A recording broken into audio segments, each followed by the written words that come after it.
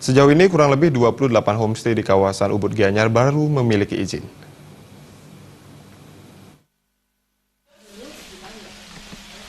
Pesatnya perkembangan sektor pariwisata di kawasan Ubud menyebabkan semakin pesatnya pembangunan akomodasi pariwisata, tidak terkecuali homestay. Namun tidak sedikit homestay belum mengantongi izin lengkap. Pelaku usaha sekaligus Bendahara HIPMI Bali, Pani Agus Permanawidura menilai, jika terjadi pembiaran, persoalan muncul, salah satunya adalah perang tarif. Kondisi tersebut disebabkan homestay yang tidak memiliki izin mampu memberikan harga lebih murah daripada homestay berizin karena secara hukum ekonomi biaya produksi bisa ditekan.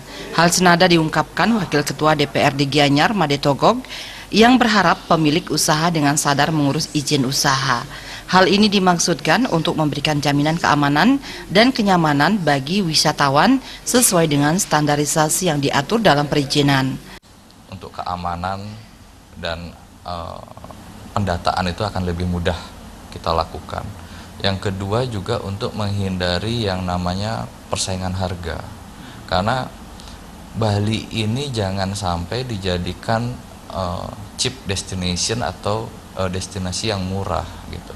Karena dengan tanpa ada izin itu otomatis mereka bisa menjual harga yang rendah. Kenapa? Karena tentunya ya mohon maaf mungkin tidak ada pembayaran pajak dan lain-lainnya. Karena kita membayar pajak ketika kita sudah memiliki izin. Bagaimana mereka bisa membayar pajak jika tidak atau belum memiliki izin? Kalau mereka melakukan usaha tanpa izin, ya tentu izinnya dipersoalkan ya. Tetapi PAD dan pajak daripada mereka yang menginap itu dia harus store ya.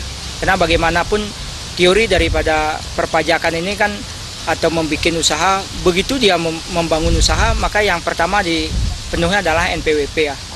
Begitu ada NPWP dia kan sudah wajib menyetor pajak. Ini artinya biaya transaksi ya, di mana-mana itu adalah kewenangan daripada perpajakan.